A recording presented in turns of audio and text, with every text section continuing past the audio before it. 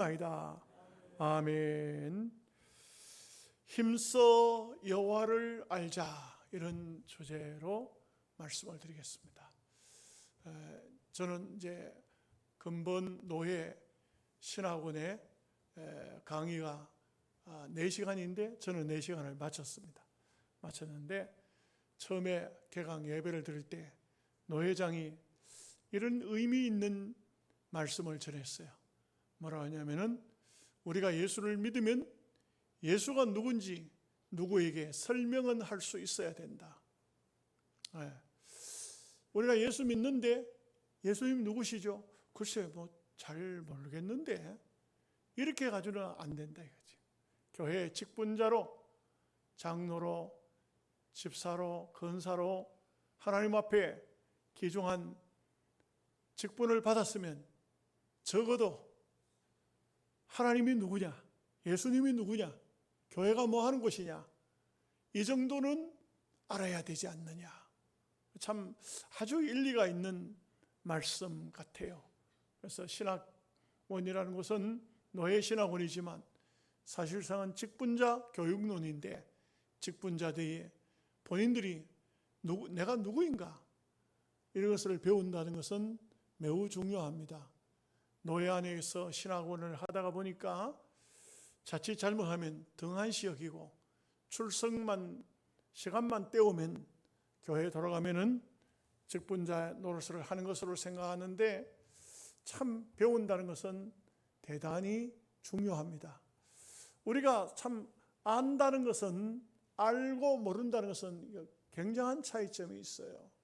우리가 선지자는 힘써 여호와를 알자, 이렇게 하나님을 제대로 좀 알자, 이런 말씀을 주고 계시는데, 하나님뿐만 아니에요. 우리는 인생도 알아야 되고 또 자기 자신도 알아야 돼요. 사람들 중에 자기를 모르는 사람이 참 많아요. 의외로 자기가 어떤 사람인지 모르는 사람 참 많아요. 자기의 삶이, 자기가 어떻게 살아야 되고 어떤 삶을 살아야 되고 내 인생은 어떻게 끝이 나야 될 것인가, 이것을 생각한다는 것은 대단히 중요합니다. 그래서 이 세상에 사람이 태어나죠. 아기가 태어나죠. 많은 것을 배웁니다. 배우지 않으면, 자연인 그대로 두면은 사람은 짐승과 다를 바가 없습니다. 그런데 그렇게 전혀 인류 사회학에서는 첫 번째로 나오는 것이 퍼스널리티, 인간이 무엇인가, 이 인간을 안다는 것인데 매우 중요하죠. 자기를 안다. 사람이 자기를 모르는 경우가 참 대부분입니다. 자기를 몰라요. 그렇기 때문에 사람이 자기를 모르고 세상을 모르고 하나님의 나라를 올바르게 알지 못하고 하나님을 알지 못한다. 그 하나님을 알지 못하면 큰 문제가 생기죠. 부부간에 살아도 자기 남편, 자기 아내를 아는 것도 굉장히 중요합니다. 성격도 알아야 되고 또 마음도 알아야, 성격이나 마음이라고, 마음도 알아야 되고, 또 내 아내가, 내 남편이 어떤 사람인지 정확히 아는 것이 굉장히 중요합니다. 그래야만 바로 행복은 아는 데서 온다고 해도 과언이 아닙니다.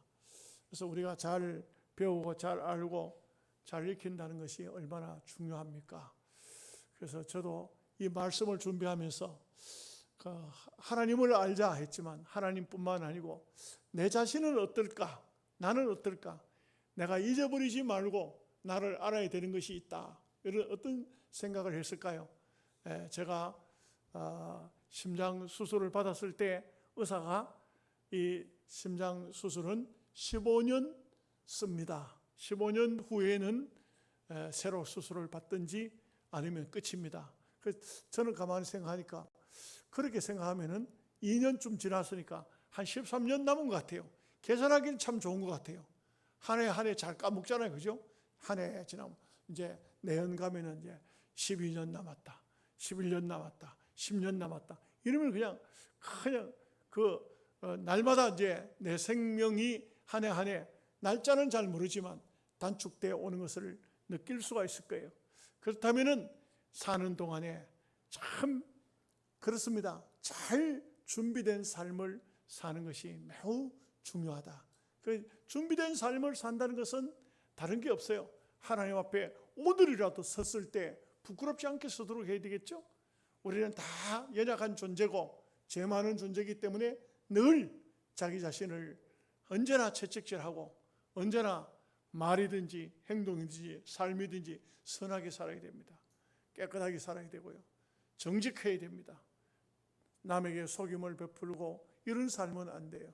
그래서 항상 지나간 때 옛날 죄 짓고 옛날 허물이 쌓이고 부족이 쌓였던 그런 시절로 돌아가면 안 돼요. 옛날보다는 더 좋아져야 되겠지.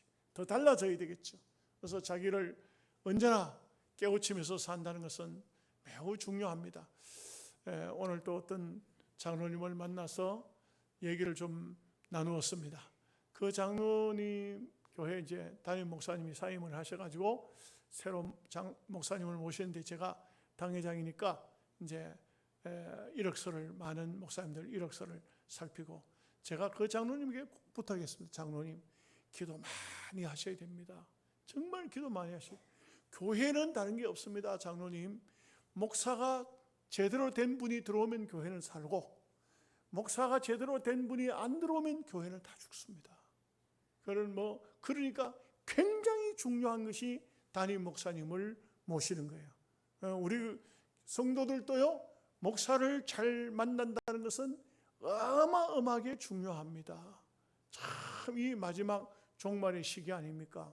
잘못 선택하면은요 같이 망하는 거예요. 왕창 망하는 겁니다. 내 영혼이 망하는 것은요 이거는 어떻게 할 방법이 없어요. 인생도 살아보니까요 돌이킬 수 없는 게 인생이더라고요. 한 해 지나가면 다시 돌이킬 수가 없어요. 그렇기 때문에 참 중요한 것이 우리가 이 땅 위에 사는 삶이 하루가 중요하고 일주일이 중요하고 한 달이 중요하고 1년이 중요하고 우리의 생애가 대단히 중요하다 이렇게 생각되는 겁니다. 그래서 우리가 하나님을 잘 알지 못하면 희한한 일들을 합니다.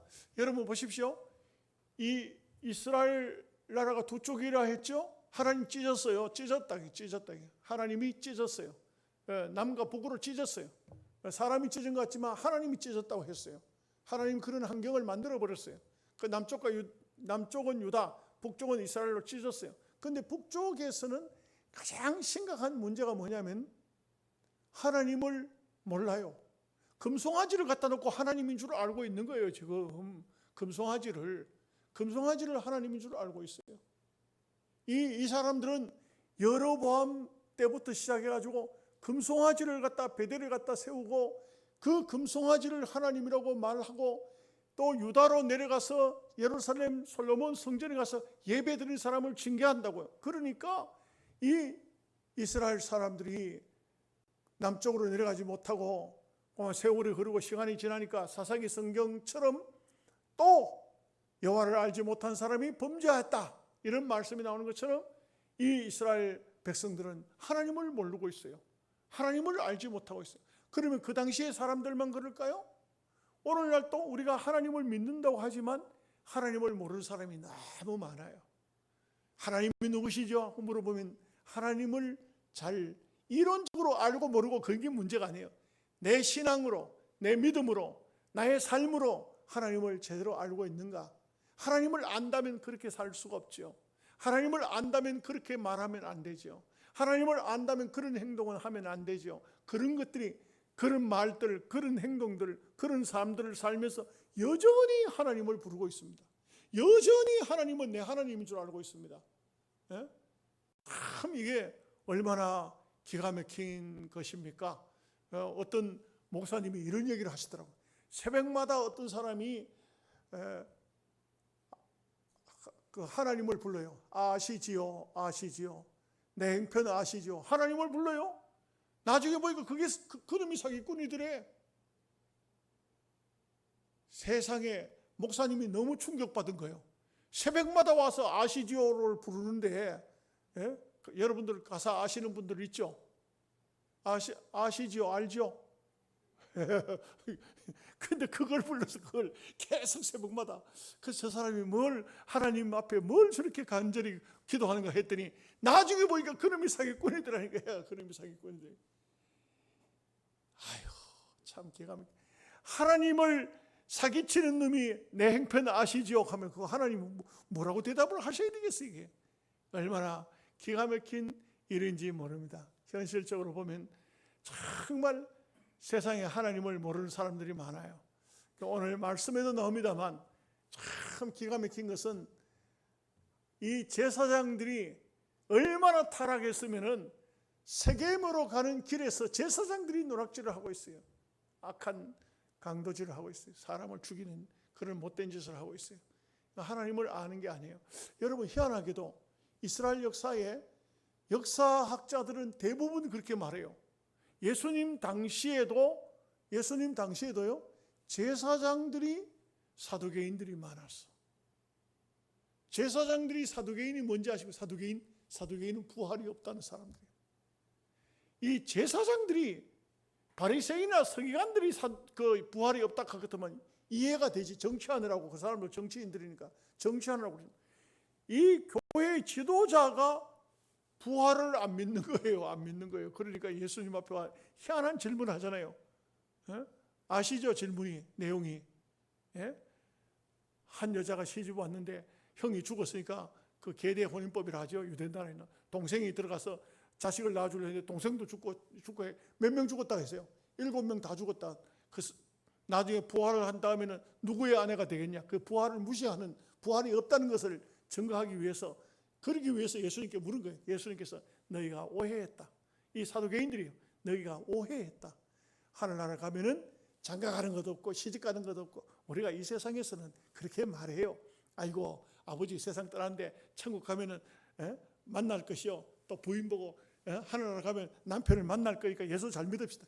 천당 가면 남편 없어요.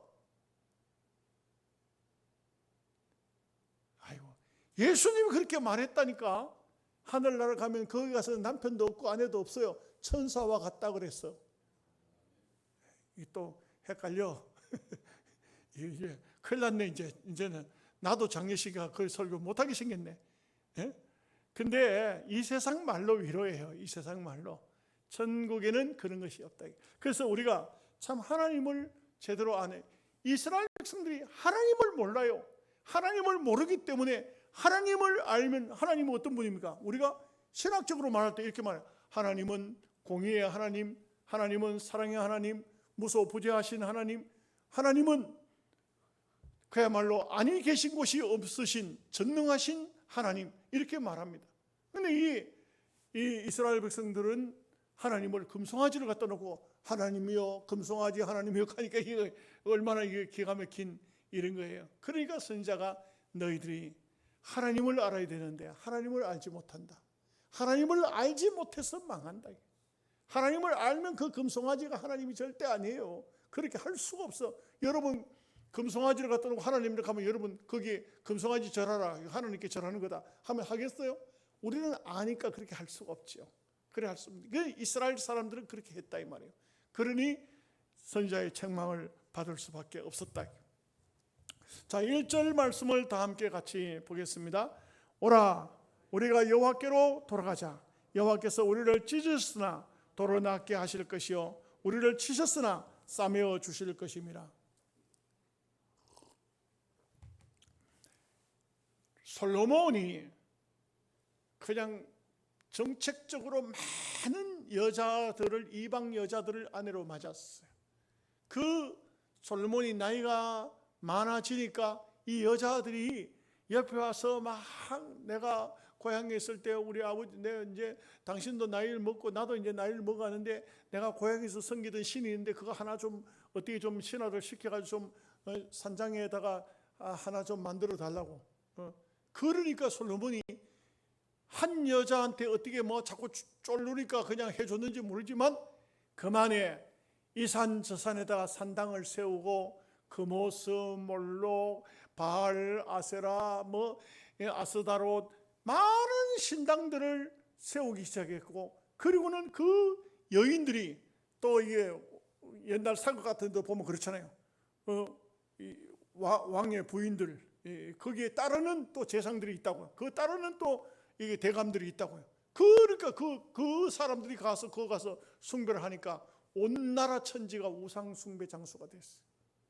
하나님께서 솔로몬에게 직접적으로 꿈속에 나타나서 말씀까지 하시고 책망까지 했지만 이미 영안이 흐려지고, 솔로몬은 이미 영안이 다 흐려졌어요.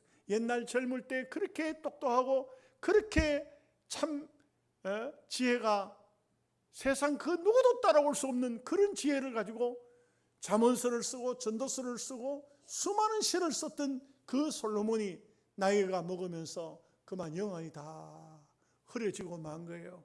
그러니 온갖 우상을 섬겨놓고 하나님께서 직접적으로 나타나서 계시도 주었지만 솔로몬은 돌이키지 않았어요.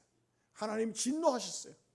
그러나 솔로몬 당대에는 하나님께서 벌을 안 내리신 이유가 뭐냐? 그 솔로몬의 아버지 다윗을 하나님께서 너무 좋아하셨어요. 너무 다윗을 사랑했어요. 그래서 이 다윗을 생각해서 솔로몬 당대에는 벌을 내리지 않겠다고 말씀했어요. 이렇게 돼서 솔로몬이 죽자 그의 아들 르호보암이 왕이 딱 됐는데, 이 하는 행동이 얼마나 악하고 못됐는지, 내 새끼 손가락이 아버지 허리보다 굵다고 그래요. 얼마나 교만한지. 그리고 노인들, 아주 그 왕궁 안에 노인들이라는 것은 그 안에서 오랜 정치적인 경륜을 가지고 있는 사람들이잖아요. 그런 사람들 다 그냥 쫓아내버리고, 전부 자기 동료급에 있는 젊은 애들, 이런 애들을 말하자면 장관으로 다 세운 거예요. 그러니까 이놈들이 아주 포악하기 그지없는 거예요. 그냥 당신 아버지는 그냥 채찍으로 다스리는지 모르지만 아주 당신은 정가를 가지고 다스려야 된다고, 당신의 새끼손가락이 당신 아버지의 허리보다 굵다고, 당신은 위대한 사람이라고, 당신은 대단한 사람이라고 이러는 바람에 그 부축이니까 그만해. 완전히 그만 이게 참 기가 막힐 정도로 그만 르호보암이 엉뚱한 길로 갔어요. 그런데 나라가 결국은 여로보암과 르호보암으로 두 쪽으로 갈라진 거예요. 두 쪽으로 쫙 갈라. 하나님이 찢었다. 하나님이 찢었다. 근데 하나님이 찢었지만 진정으로 회개하면 하나님께서 급속도로 낫게 하시겠다. 하나가 되게 하시겠다. 민족이 하나가 되고 어떻게 하든 간에 한 족속이잖아요. 한 나라가 되게 하시겠다. 대한민국과 북한, 이 오랜 세월 벌써 아마 이게 참 힘들죠. 그렇지만 우리가 참 교회의 책임이, 대한민국도 교회의 책임이 우리에게 있다 이거죠. 우리가 하나님 앞에만 진정으로 회개하고 믿음으로 바로 서고 하나님께서 한국 교회에 이 나라 장래를 맡겨줄 만하다 싶으면 남과 북을 얼마든지 통일도 시켜줄 수도 있다 이거죠.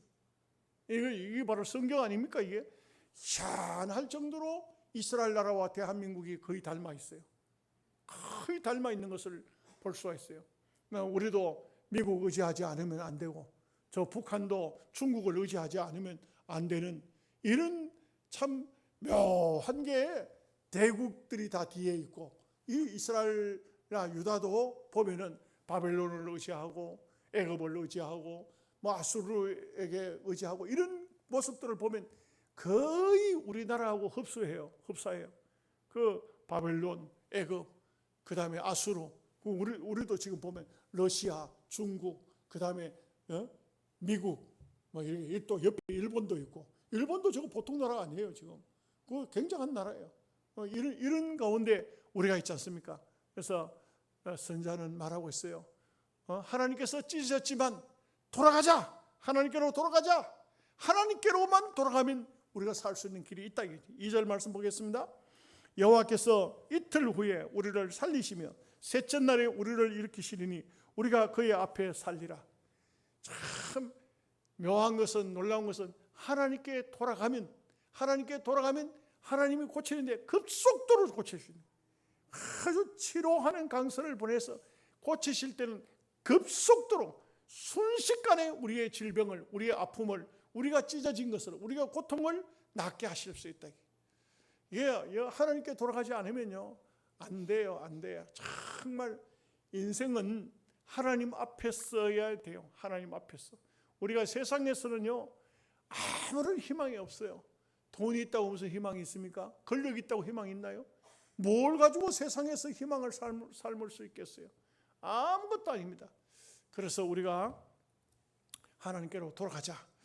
신앙생활을 하는 분들 중에 보면요 그런 분들이 참 많아. 참 뭐 이런 거 해보고 저런 거 해보고 다 해봐도 안 되고 병이 낫지는 않고 몸은 점점 아프고 죽을 때가 돼가지고 누군가가 전도를 하죠. 교회 나오라고, 예수 믿으라고, 당신 믿어야 산다고. 산다는 것은 하나의 인간의 욕망이고 누구든지 그런 마음은 가지고 있지만 하나님이 병을 고쳐준다는 그런 것은 하나의 막연한 그 바람일 뿐이에요. 그런데 여러분 보십시오. 그런데 신기하게도 하나님께 와서 그 무서운 질병이 낫는 사람이 참 많아요. 어떤 약을 먹고가 아니고 하나님께서 그 영혼을 고쳐주니까 육신적으로도 그냥 치료가 되어버려요. 그냥 나아버리는 거예요. 그런 사람들 참 많아요. 저는 이렇게 보면서 느끼는 것은 예수 믿는 성도들 중에 처음 교회 나올 때는 정말 힘들어가지고 억지로 교회를 나왔는데 얼마 지나지 않아서 보면 얼굴이 환하게 바뀌고 병이 사라지고 놀라워요. 놀라운 신기한, 의사를 잘 만났든지 약을 잘 먹었든지 아니면 마음이 편하니까 그런지 영적인 문제가 해결되니까 육신적으로도 해결되는 거예요. 어떤 분은 또 이렇게 말할 수 있죠. 나는 예수 믿고 더 아픈데 죽을 때가 된 거예요. 지금 예수 믿고 아픈 건 죽을 때가 돼가지고 아픈 거예요. 그건 어쩔 수 없어요. 마지막 안 아프면 계속 살지. 200살까지 살면 어떻게 하겠어요. 그러니까 얘는 예수 믿기 전에 아픈 거는 하나님을 통해서 고침을 받을 수 있는 그런 계기다. 여러분들도 이웃에 병원에 아픈 사람이 있거든. 당신 예수 믿으세요. 예수 믿으면 병이 낫습니다. 이 병이라는 것을 가지고 복음을 연결시킨다고. 그 병을 가지고 당신이 예수 믿으면 병이 낫습니다 하면 이 사람들은 다른 것보다는 병이 난다는 소리에 거기에 혹한다고요. 그런데 그 병만 낫는 게 아니죠. 결국은 예수님을 받아들여서 영혼이 낫는, 영혼이 고침을 받는 이런 역사가 나타날 수 있다 이거죠. 자, 3절 말씀 다 함께 봅니다. 그러므로 우리가 여호와를 알자, 힘써 여호와를 알자. 그의 나타나심은 새벽빛같이 어김없나니 비와 같이 땅을 적시는 늦은 비와 같이 우리에게 임하시리라 하니라. 그 새벽빛, 새벽의 동력에 해가 떠오르는 거 숨길 수 없죠. 우리가 하나님을 찾으면, 하나님을 알면 우리 하나님은 반드시 만나요. 하나님을 찾으면 만나요. 대체적으로 하나님을 안 찾아요. 막연하게 있겠거니, 예수 믿으면 천당 가겠지. 아니에요.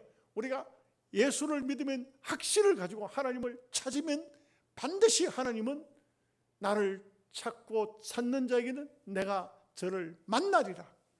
분명히 만나 주시겠다고 했어요. 하나님을 확신하지. 여러분 우상도요, 웃기는 얘기지만 우상도 계속 찾으면 우상이 나타나요. 꿈속에도 나타나요. 꿈속에도 나타나고요. 귀신이 나타난다고요. 하물며 우리가 여호와 하나님을 찾는데 그 꿈속에 나타나는 이 우상은 귀신이죠. 귀신, 사탄입니다. 사탄도 계속 찾아보세요. 옛날에 우리 김종환 목사님 그런 말씀하셨어요. 벽에다 종이 한 장 붙여놓고 거기다 계속 빌면 종이가 움직인대. 우리 예수 믿는 사람들은 그런 장난할 필요도 없지만, 해서도 안 되지만 귀신이 온다 이 말이에요. 계속 그거 갖다 대고 종이 한 장 붙여놓고도 계속 빌면 종이가 움직인다. 종이가 움직인다. 귀신이 온다 이 말이죠. 하물며 영적인 세계는 우리가 주님을 찾을 때, 주님을 찾고 찾으면 내가 너희를 만나 주겠다 이렇게 말씀하고 있어요. 그래서 우리가 참 이 호세아 선지자는 너무 가슴이 답답해서 이스라엘 백성들을 향해서 하나님을 찾아라. 금송아지 찾지 마라. 우상을 찾지 말고 하나님을 찾으라. 4절 말씀 보겠습니다. 에브라임아 내가 네게 어떻게 하랴. 유다야 내가 네게 어떻게 하랴. 너희의 인애가 아침 구름이나 시 없어지는 이슬 같도다. 어떻게 하랴? 탄식이죠, 탄식. 탄식이지 않습니까? 여러분 한번 제 말이 맞는지 한번 보십시오. 아들이 하나 있습니다. 말을 안 들어. 참 말을 안 들어. 아버지가 시켰는데도 거꾸로 해. 그럼 어떻게 합니까? 여러분 어떻게 해야 되겠어요? 처음에는 교훈을 하고 그러지 말라. 막 구슬로도 보고 데려가서 빵집에 빵도 사주고 용돈도 주고 제발 네 아빠 말 들어라. 이렇게 이제 구슬로 보지. 나중에 안 되면 어떻게 돼요? 안 되면 뭘로 해요? 자식 안 키워? 매를 때리죠. 매를 때리지. 매가 좋아. 매를 때려. 때리는데도 점점 반역합니다. 매가 점점 굵어집니다. 매가 점점 굵어져요. 아주 굵은 매를 가지고 때립니다. 더 때리면 죽을 것 같아요. 그런데 이 아들이 그렇게 매를 맞으면서 종아리가 터져서 피가 나면서도 아주 눈물을 질질 흘리고 콧물을 흘리면서도 아버지 말을 안 들으면 그때는 아버지가 뭘 합니까? 매를 안 때려요. 그리고 애를 놓고 말합니다. 내가 너를 어떻게 하랴? 이 말이에요, 이 말. 무슨 말인지 아시겠어요? 아유, 왜 이래 답답하노? 좀 대답이라도 하시오. 하나님께서 오늘 말씀에 오니까 에브라임아, 내가 네게 어떻게 하랴? 유다야, 내가 네게 어떻게 하랴? 탄식이요, 탄식. 이제는 구슬로 봐도 안 되고 매를 때려도 안 되고 이제는 낳아놓고 이걸 그런다고 해가지고 세상에 아무리 부모가 포악한 사람이라도 자식을 죽일 수는 없잖아. 어떻게 하냐? 이거 내가 어떻게 하냐? 내가 너를 어떻게 하냐? 세상에 이런 자식이 돼가지고는 안 되겠지요. 우리가 신앙인이라면 아이고 내가 어떻게 하겠습니까? 이런 사람이 돼서는 안 돼요. 그렇죠? 예를 들어서 우리 교회는 그런 분이 없으니까 이제 말해봅시다. 집사님 어째 그러시오? 내가 집사님 때문에 정말 기가 막혀서 할 말이 없네. 내가 집사님한테 어떻게 해야 되겠어요? 이런 분이 있어서는 안 됩니다. 그렇죠? 그런 사람이 되어서는 안 돼요.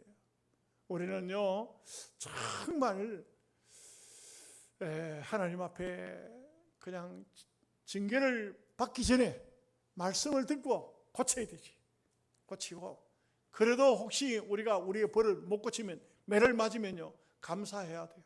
하나님 나 매 맞은 거 하나님 때린 줄 알고 이제야 하나님 매로 말미암아서 이제는 고치겠습니다. 이제는 좀 달리 하겠습니다. 이렇게 해야죠. 여러분 매를 때리는데도 말 안 들으면요 심각합니다. 그 다음에는 하나님 안 때려요. 안 때립니다. 어떻게 하죠? 버려놔둡니다. 어떻게 하겠냐? 내가 너를 어떻게 하겠냐? 이런 자식이 돼서는 안 됩니다. 5절 말씀 다 함께 같이 보겠습니다. 그러므로 내가 선자들로 그들을 치고 내 입의 말로 그들을 죽였노니 내 심판은 빛같이 나오니라. 여기에 보면 선자들을 통해서 쳤다 이거예요. 내 입의 말로 그들을 죽였다. 말로 죽였다. 말로 죽였다. 얼마나 기가 막히면 이런 말씀을 하시겠어요. 이 선자들을 통해 가지고 이스라엘 나라는 참 이스라엘과 유다가 망하기 직전 이스라엘이 먼저 망한다 했죠. 아수르에게. 이게 망할 수밖에 없어요. 이스라엘 나라는요. 열왕기 하서를 보면 왕들이 수시로 바뀌어. 반란이 계속 일어나요. 남쪽은 왕이요. 악한 왕이든 선한 왕이든 전부 다윗의 계통이에요. 다윗과 솔로몬과 르호보암과 그 밑에 자식 이어가요. 근데 북쪽 이스라엘은요. 왕이 족보가 전혀 없어요. 왕족이 없어요. 그쪽은 유다 지파가 왕인데 그런 게 아니에요. 거기는 왕이 계속 바뀌어. 군대 장관하는 사람이 왕을 때려 죽이고 지가 왕하고 또 옆에 또 다른 사람이 와서 또 그 왕된 사람을 또 죽여버리고, 어떤 왕은 뭐 일주일밖에 왕 못하고, 이 반란이 계속 일어나요. 그런데도 불구하고 정신 차리지를 못해요. 그러니까 결국은 이 사람들은 망하되 아주 망해버려요. 성경에 보면 의인은 넘어질지라도 7번 일어선다 했는데 이 이스라엘 나라는 그러지를 못해요. 그리고 아수르에게 망한 다음에는 완전 혼혈족이 되어버려요. 세상과 섞여버려요. 그래서 나중에 보면 세월이 흐르고 시간이 지나서 바빌론에서 돌아온 유다 백성들은 바벨론 땅에 가서 살아도 순전을 지켰어요. 바벨론 땅에 가서도 참 버드나무에 수금을 걸어놓고 눈물로 울면서 하나님 우리 민족 언제 해방시켜 주겠습니까? 기도했어요. 거기는요 학사 에스라와 같은 그런 사람들이 있었고 많은 율법사들의 이름이 나와요. 그 사람들은 하나님 말씀을 그 바벨론 포로로 끌려가서도 말씀을 계속적으로 연구했어요.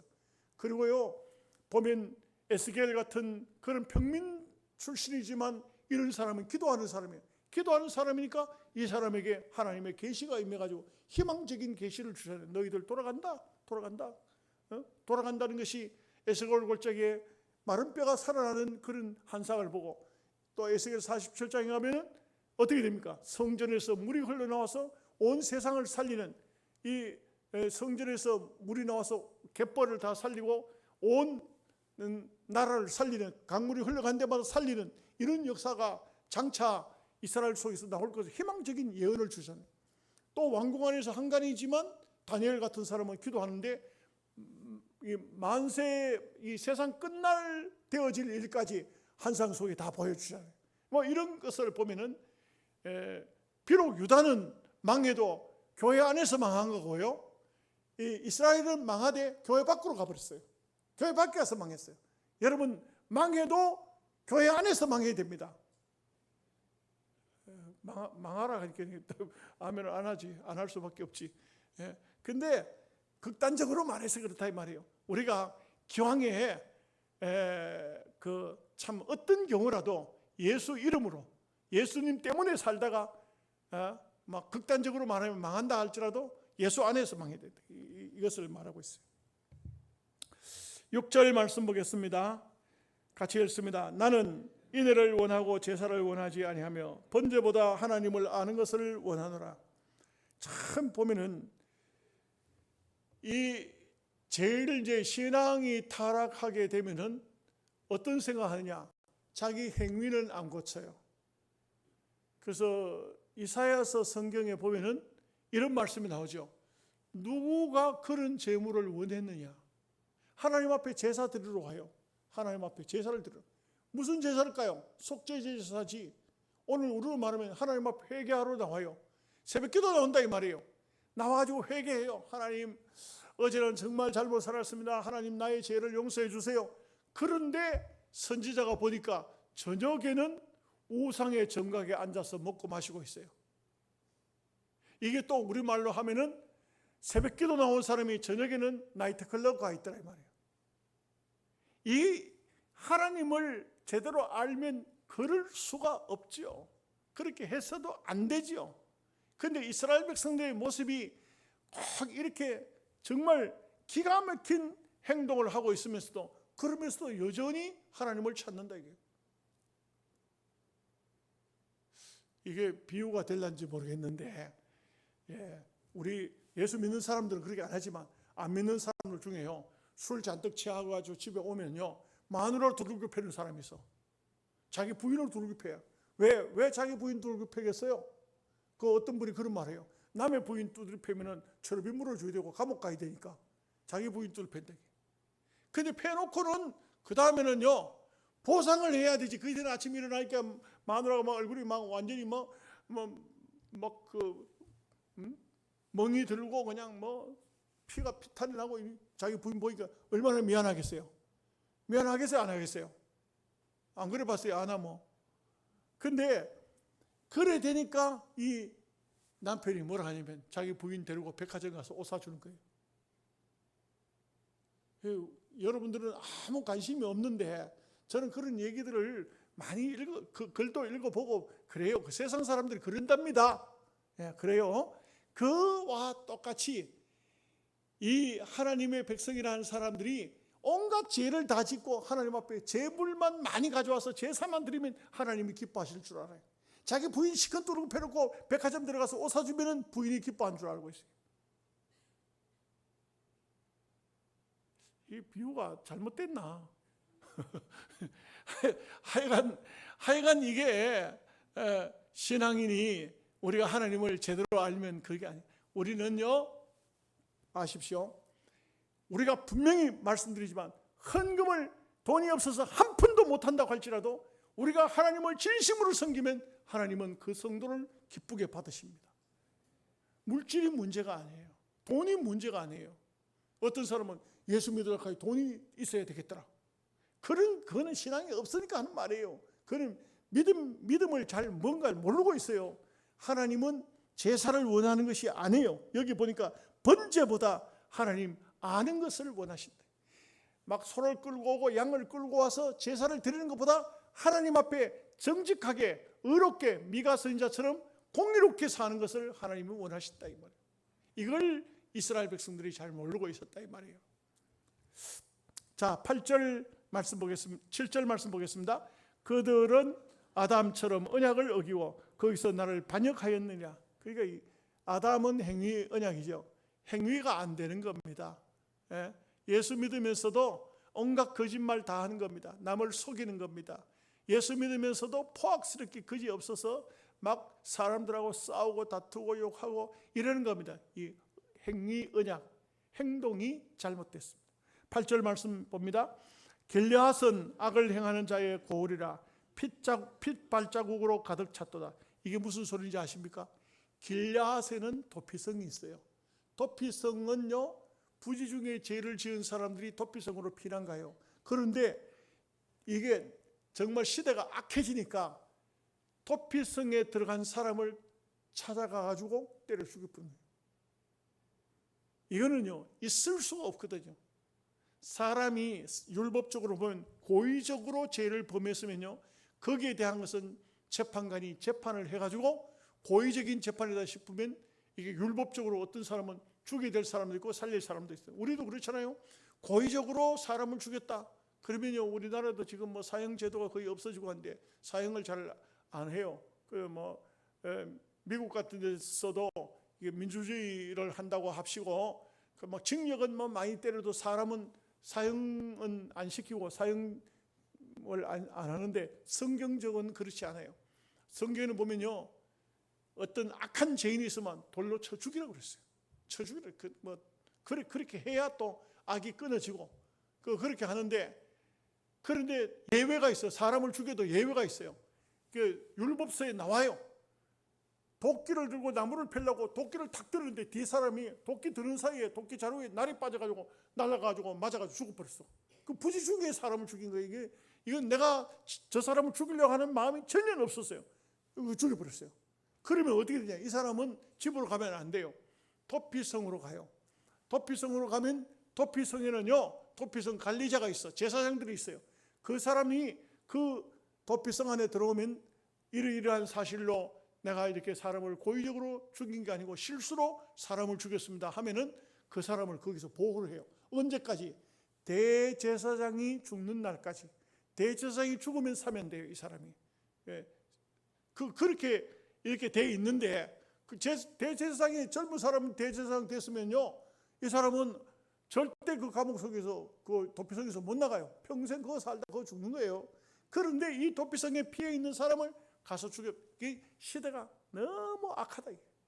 너무너무 악하다. 도피성에 들어가 있는 사람을 죽이는 것은 이건 있을 수가 없는 거예요. 말하자면은 가실치사는요, 사람을 그 사람을 보복하면 안 돼요. 성경이 그렇게 말하고 있어요.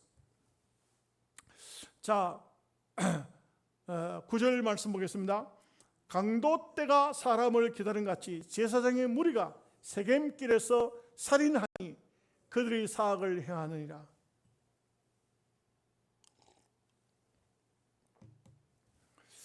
세겜에는 어떤 게 있느냐면, 세겜도 도피성이 있어요. 거기는 제사장들이 들어가는 도피성이에요. 조금 다르죠. 여기 앞에 길르앗에는 일반인들이 들어가는 도피성, 그리고 세겜에는 제사장들이, 오늘날로 말하면 교도소가 어떤 교도소가 있어요? 소망교도소. 소망교도소는 주로 거기 가보면 실수한 죄를 지은 집사님이고 권사님이고, 거기는 목사님이고 장로님이고 죄를 지으면 주로 신분을 봐서 죄가 좀 많이 지었어도 아주 악한 죄가 아니면 소망교도소로 와요. 예수 믿는 거기 가면 마음껏 찬송 부를 수 있고 마음껏 예배할 수 있고, 뭔가 이제 예수 믿는 죄값을 치르긴 치르되 예수 믿는 사람들이 가는 교도소예요. 소망교도소. 우리가 노예에서도 소망교도소에 이렇게 복음 전하러 많이 가요. 그 불신자들도 있지만 주로 예수 믿는 사람들이 많이 와 있어요. 이 세겜에는 그런 사람이 오는데, 여기 보십시오. 얼마나 못됐는지 제사장들이 숨어 있다가 죄를 지은 도피성으로 오는 그 사람들을 죽인다. 이거는 하나님께서 굉장히 악하게 보는 거거든요. 아주 나쁘게 보는 거거든요. 여러분, 특별히 주의 종은 긍휼과 자비를 베푸는 사람들이 주의 종들이 되어야 돼요. 그 마음이 없으면 안 되죠. 악한 마음을 가지고는 주의 일을 하면 하나님께서 기뻐 받으시겠어요? 안 받으시지. 근데 이 사람들이 보니까 강도떼가 사람을 기다림 같이 제사장의 무리가 세겜길에서 살인한다. 이제 얼마나 참 악한 겁니다. 시대가 그만큼 악하다 이게. 여러분, 이게 예수 믿는 사람이 죄를 지어도 세상 사람들이 굉장히 욕해요. 저 사람이 예수 믿는 사람이란다 이렇게 하는데, 목사가 죄를 지으면 굉장히 나쁘게 봐요. 목사가 어떤 악한 짓을 하면요, 세상 판사들이요, 영적인 지도자가 되어야 돼요. 이 사람들도 다 알고 있어요. 교회 목사인데 목사가 저런 죄를 지었대, 저러면 그냥 최고형을, 법정 최고형을 때려야 돼. 이래가지고 굉장히 악하게 봐요. 여기도 마찬가지죠. 이스라엘의 제사장들이 지도자들이 죄를 지었는데 어떻게 일반 그냥 가실치사 같은 경우에 실수로 사람을 죽였다 이럴 경우에, 근데 제사장 무리들이 이게 도피성으로 들어온 사람을 죽였다. 이거는요 엄청나게 나쁜 짓이에요. 이거는 아주 악해도 보통 악한 게 아니에요. 10절 말씀 다 함께 봅니다. 내가 이스라엘 집에서 가정한 일을 보았나니 거기서 에브라임은 음행하였고 이스라엘은 더럽혀졌느니라. 참, 에브라임과 이스라엘, 이것은 북쪽이에요. 북쪽이 다 여기에 보니까 에브라임은 음행하였고 이스라엘은 더럽혀졌다. 이것은요 그냥 결과론적으로 앞에 도피성 들어온 사람 죽이고 이걸 갖다가 전체적으로 통틀어서 하나님 앞에는 더러워졌다. 음행했다. 경건함이 없다. 거룩성이 없다. 우리 예수 믿는 성도는요 재산은 없어도 돼요. 가난하게 살아도 괜찮아요. 밥 세 그릇 먹는 데는 지장이 없죠? 그러면요 악한 것이 우리에게 보이면 안 돼요. 악한 것이 보이면 안 돼. 여기 이 사람들이 그렇게 악하게 사니까 이 결론은 제목하고 똑같아요. 이 결론은 뭐죠? 하나님을 모르는 거예요. 하나님을 알면 그렇게 할 수 없어요. 자, 마지막 11절 말씀 봅니다. 또한 유다여, 내가 내 백성의 사로잡힘을 돌이킬 때 내게도 추수할 일을 정하였느니라. 이스라엘 사람만 하나님께서 징계를 하는 것이 아니고 유다도 반드시 징계하겠다는 것을 말씀하고 있어요. 유다는 조금 덜해요. 그래도 성전이 있고 또 레위 지파가 처음에는 다 올라갔지만 절반 좀 내려왔다 했잖아요. 그 다음에 유다 지파와 레위 지파와 그 다음에 베냐민 지파, 이 두 지파 바인데 전체적으로 이 사람들은 그래도 우리로 따지면 그래도 주일은 지켜. 나와서 하나님의 말씀은 들어요. 그러니까 그렇게 악한 죄를 못 져요. 그러다 보니까 하나님께서 징계를 하시기는 하시는데 이스라엘처럼은 안 하신다. 말씀을 드렸던 것처럼 결국 유다는 하나님의 징계를 받아도 나중에 돌이키고 돌아온다고요. 그래서 하나님 앞에 우리가 늘 이런 말씀을 통해서 우리 자신들을 잘 깨우치고 나를 잘 알아야 돼요. 여러분 누굽니까? 여러분 자신들을 잘 알아야 돼. 내가 누군가 그거 알아야 돼. 남만 알 필요 없어요. 나를 알아야 돼. 나를 잘 알고 하나님을 알고 믿음으로 사시기를 바랍니다. 하나님 아버지의 은혜와 사랑을 감사합니다. 오늘 호세아 선지자는 힘써 여호와를 알자고 했습니다. 하나님을 제대로 알아야 믿음의 생활을 옳게 할 수 있고 또 하나님이 어떤 분이신가를 알아야 우리의 삶이 정직한 삶이 되어질 수 있다는 것을 말씀하고 있습니다. 주신 말씀이 우리 모두에게 생명의 양식이